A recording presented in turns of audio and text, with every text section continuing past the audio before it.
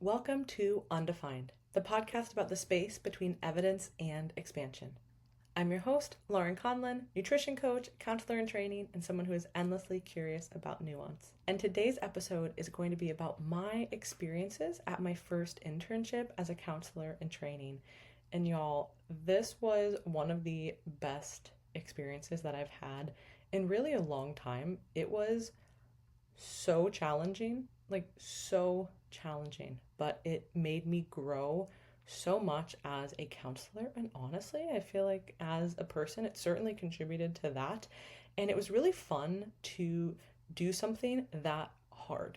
Like, it's really rare after you've had enough experiences in life and in your career and different things, you're like, all right, this is hard, but like I've kind of done something that's similar. I can pull from this, and you grow.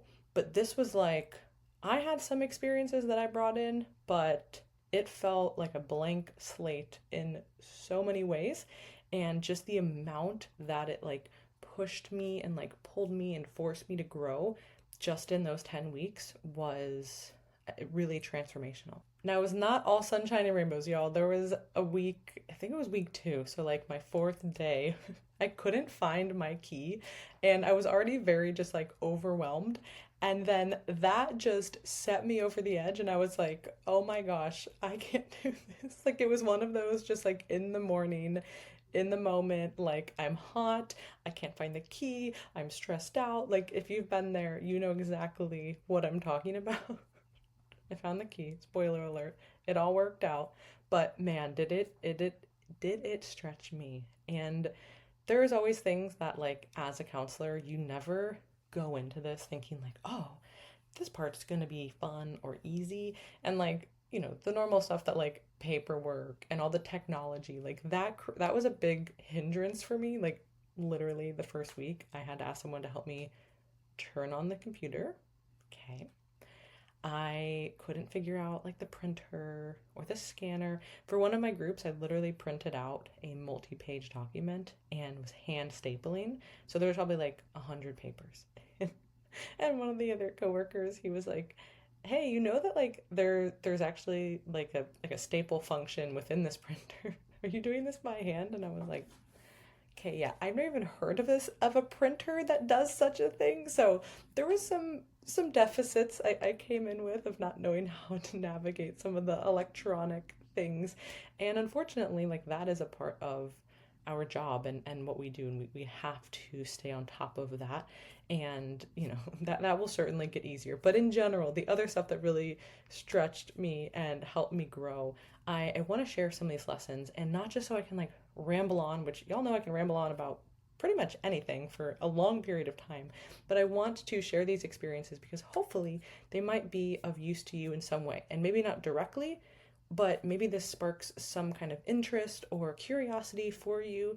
So I'm going to share a couple of my really favorite things, like the top hits. That's, oh my god. Okay. We're going to keep it moving. I don't know what is going on with this intro. The top hits of my experience. So, fun little backstory because I just love a good connection and a good synchronicity. So, my first semester, I probably like second or third week, I had to do an assignment where it was like, look at all the different sites that we are partnered with, and you just like pick the top 3 that really stand out to you and why. And this facility was my number one choice back then. I just felt very drawn to it. There were certain things that were just very in alignment, and I felt drawn to it. And then mid semester, we had a class where a panel of people came in from different places to talk about, different types of work sites. And the clinical director of this program was there. So got to ask him questions, meet him, and I just had this like really good sense. So fast forward to like February, we had a fair where we met some of the different people. They were there, talked to them, set up an interview, and I set up multiple interviews with different sites and had great experiences with those. But I was like, if this one is the right fit, like I just have a good feeling about it, and had a fantastic interview, just felt it just was great. And I was like, this is it. I don't know why, I don't know what it is here to teach me, but like this is it. And now I definitely know based on my experiences that I've had, and the team was so great, and that was a really big learning curve for me too. Like, I am a loner, like I very much like to work alone. I love being around people, but I like to work alone. And so having a team that is so connected in all facets, because this is an inpatient facility. So people have their own individual clients, but every therapist is also running groups. So you might have your individual client in that group, but you might have, so and so down the hallways, their individual client. And those therapists need to connect and share different things based on what's going on. And it's like this really, I'm trying to figure out the word. If you're watching the video, you can see my hands doing something, but I don't really know what the word is. It was just very interconnected. And what was so cool was not only that, they all really worked as a literal team, but everyone was so different. And I had honestly spent zero time thinking about what the other therapist would be like. Just didn't really cross my mind. But everybody there was so unique in their approach. They had a very different energy, very different way of just speaking and handling problems. And I thought that was so rad that somewhere that treats very, very specific problems has therapists that all are so unique in their approach and the way they do things. Like, I learned so much just observing and watching people, like watching the therapists lead their groups. So that was really a great experience for me, because I recognize that is not every facility, and that was not everybody's experience. Like in our program, we had a class where for this internship, we have to make tapes and show them to our professor as well as everybody else in the class. That's really fun. And anybody who's been through any kind of counseling or mental health stuff, you guys know the tapes are not fun. Now, I've seen myself on camera a million times, so it's less of a shock for me in that sense. Like, you could tell there were many people who had never done that. Like, oh, that's my voice. Is that what it looked like? And like, I don't maybe like my voice or like my face, but I know it's what it looks like. And so I was very comfortable being on camera in that sense, but it still is very different, like, playing that and then being like, okay, did I hit these skills? And then, getting feedback that it was, good or not, or really what you need to work on. But that is where you grow. And my first tape that I did, like, perfect example. I thought I nailed it. I was like, yes, like, this was a great part that I clipped.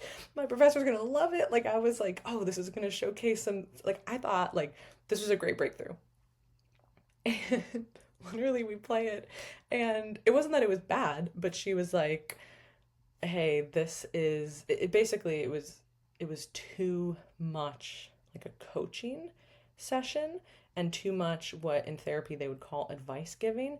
So in coaching, people will tell me a bunch of things, and then I kind of synthesize it, and then I'll package it up, and I'll be like, all right, here's kind of what I'm seeing. What if we tried this? What if you said this? What if you did that? And that's very normal in a coaching environment. And that can sometimes be used in therapy. But this was one of the first sessions with a client. And basically what my professor was sharing was that you need to have the client come to this conclusion on their own. It's a lot better when it comes from them instead of from you. And so I'm like, oh my gosh, wow, I need to like redo all my tapes. And that honestly made me really lean into my other skills so much more, because that was like my first like way of approaching things. So it was so great. And that is really the difference of like learning through doing versus just learning and theory. And I love reading and research and understanding things, but there is something that is so different about doing. And even in this program, we had done so many, since our first semester, we've done tons of role plays and tapes and gotten feedback. I've done stuff in front of classes. I've done stuff for, grades, like all of this. But it is so different than using those skills, and even using the skills that I've had for coaching for 12 years. That certainly was useful in terms of like a presence and a way that I know how to communicate with people, but the way that I approach it is still different. So it was really unique to watch this kind of unfold and really just feel myself having to lean into those other things and really push myself and challenge myself ultimately to be different in that role. The facility that I worked at was a drug and alcohol rehab and eating disorder treatment center. They also have what's called dual diagnosis, which in this facility was eating disorder and substance use together. And there's always going to be one that's a primary diagnosis, so you're going to treat that first. But many people do have both issues, and they're often not treated together in this way, like in a treatment facility. So really loved that we had that there. And with these clients, I was typically working in the residential group, sometimes with the next level of care down, but generally speaking, I would see people in their first 30 to 90 days of treatment and of sobriety. So there's a lot of big emotions, a lot of big things that are coming to the surface. And it's also just a lot. Like being in a treatment center, it is stuff all day long. There's a lot of rules, there's a lot of regulations, there's a lot of structure, and there's just a lot of different groups, and you have to show up, and you're being challenged and you're being pushed, and they all have a reason. And honestly, the way that we had things set up, I felt was really, really great, but it's still just a lot. So it's going to bring a lot of emotions out for people. And I'm someone who feels pretty comfortable with one-on-one type of settings, and it's still something that I certainly have to work on. I just shared, like, one of the things with the tapes and my feedback. I have a lot to work on as an individual therapist, but I wasn't necessarily quite as nervous about that. I was more excited. However, group therapy, I am not a group person. So, like, in general, like in life, I like to have one-on-one or small group interactions. Not that I don't like groups of people. Like, I can be around groups of people. I can socialize. I can do whatever. But it's like when I'm doing something, I'm very locked in to one or just a couple people. And this, even like with coaching, I don't offer group things for a reason, because it's just not something that I've ever been drawn to, not something I really facilitate that great. Whereas I know people who do all group coaching and they crush it, and that is like way better for them. So coming into this, I know that part of working at a facility like this is going to be group therapy. And there's multiple groups every day, and every therapist there leads multiple different groups. So this was very nerve-wracking for me because I really didn't know how I was going to do it. And I was also simultaneously taking the group therapy class. So I'm like learning how to do this as I'm also here at the site. At first, I'm sitting in, I'm just observing, then I'm kind of helping co-facilitate a group. And then eventually it was, okay, hey, here's your group, take it and run with it. And by the end of it, I had two different groups. One, I had an ED group that was more, less structured, we'll call it that. I kind of got to do really whatever I wanted, which was really fun. And a lot of times I would do more like expressive art-based things, journaling, prompts, talking, meditative, spiritual stuff. So it was really cool. Like I had a ton of fun with that. And then with my other group, I led a men's topic group. So I'm like, oh my gosh, this is going to be very overwhelming. And my supervisor, he was so great because he would always know when to push me or like what to say. But he was like, you speak to groups, like you know how to do this. And I'm like, I know, but that's different, because it's very different to just talk and like lecture versus a group therapy session. Like you're trying to make it very interactive. Now with the topic group, I could have made it more just like lecture based, because like that's also appropriate for that. But I wanted to really challenge myself to say, okay, you're going to be doing the thing that is very scary and very hard for you. So what is hard about group is a couple things. So first, there's two types of groups. There's an open group and a closed group. With a closed group, that is like, hey, this is 8 weeks long. People who are starting it are the same people who are going to finish it. So like you get to know everybody, you know their story, you know a lot about them, and you've been with them the whole time and are watching them kind of ebb and flow throughout this. In an open group, which is pretty typical in most, facilities, is that it can change every day. The amount of people changes, the type of people change, and so like it could be somebody's first day or it could be somebody's last day of treatment. And in a residential setting, 30 days is a very, very long time. Like somebody who is on day 1 or 2 is very, very different than someone who's on, 28, 29, 30. Like totally different people. That same person from day 1 to day 30 is different. And that was really cool. Like that was probably one of my favorite parts to see, was being able to see that rapid change in front of you. But it's really hard to navigate those dynamics. And then just the way humans work is that we all know in group settings, 1 or 2 people can change the dynamics of the group totally. So there's some people who are like team players, want to be doing this, want to be doing the work, engaging other people, And then sometimes you have people who just want to rile everyone up, want to, stir things up. So it was always interesting. Like you really never knew what you were going to get. And the group that I led for that one was like at the end of the day. So like all the other experiences for that day could have totally changed where someone was at, positively or negatively. So it was a lot. And even in the trauma group that I helped facilitate, where the main therapist, she was so fantastic. Oh my gosh, it was such a blessing to learn from her. She's been doing this for like 30 years. And just watching her like skillfully navigate these really, really beyond challenging situations was so amazing. And we'd always like debrief after, and I'd be like, especially in the beginning, like, okay, well, I wanted to say this, and what about that? And she's like, you should have, like, that was a fantastic direction. And what's hard with therapy is that, really any kind of coaching, is there's never just one way to approach something. So I could watch a tape and reflect on a session and say, okay, the client said this, then I took it this way.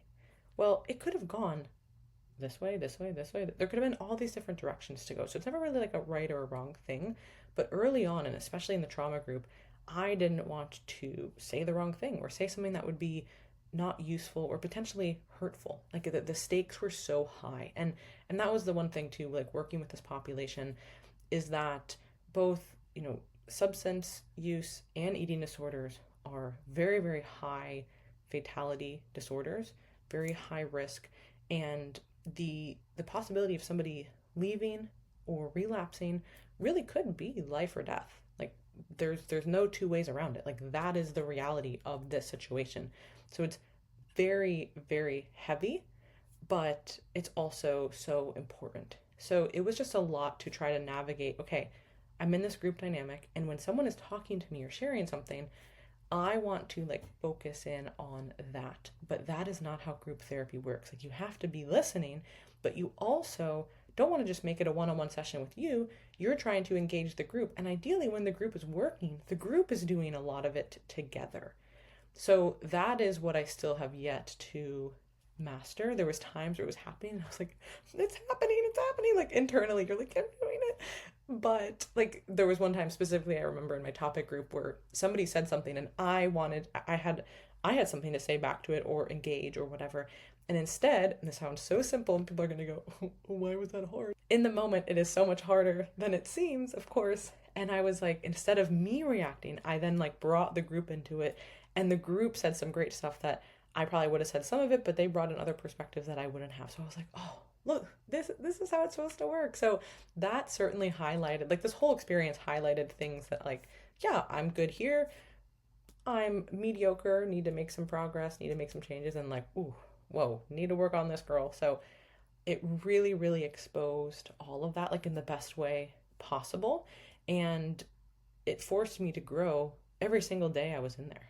And it was crazy because I was in there about 8 hours or so a day, twice a week.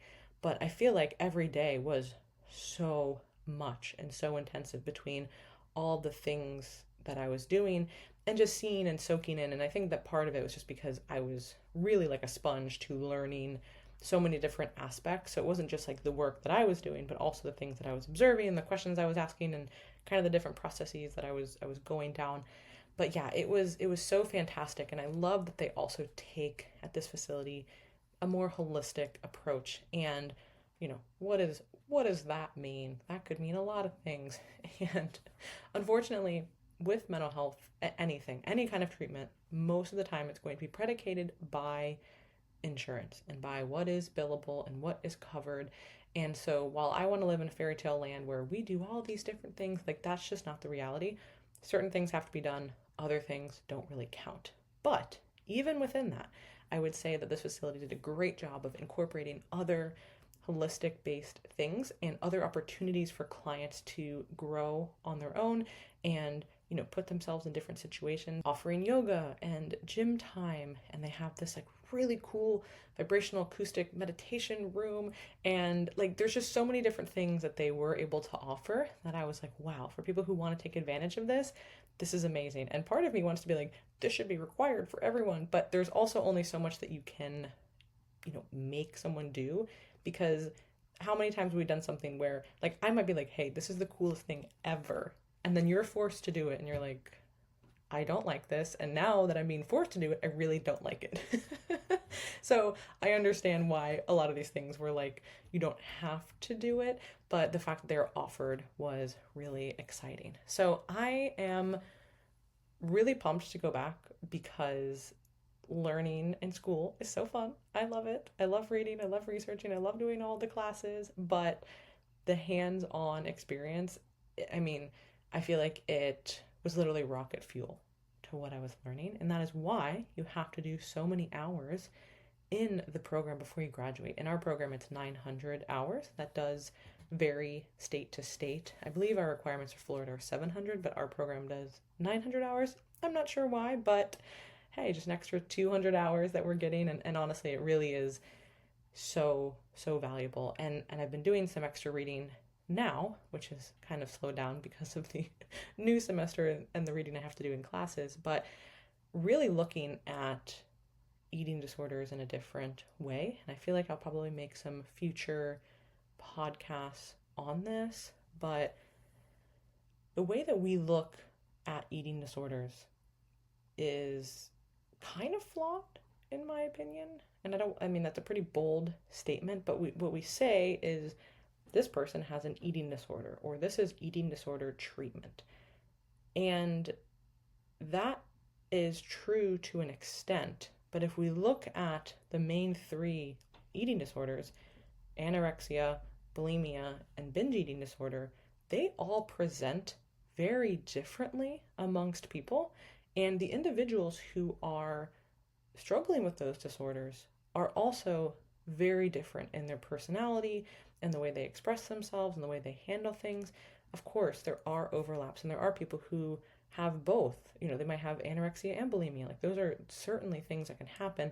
There's also subtypes within the disorder. So I know that it's a lot more complicated than just saying they're all very different, but they are unique. Treating a client with binge eating disorder and treating a client with anorexia, while there are a lot of similarities, there's vast differences. And I feel like for the best possible treatment, looking at those differently is going to be one of the next big breakthroughs that we do in our space, or at least I want it to be one of the next big breakthroughs, and I'm going to make it my mission to be a part of that, because it truly is one of the most complicated disorders. Like, it is so challenging, so challenging, but I know that there's a lot of great research out there. There's a lot of great people, and unfortunately, I don't think that eating disorders or disordered eating are going anywhere. If anything, it has substantially increased, and I don't know what the percentage or statistics off the top of my head, but there are a lot of people who are dealing with that.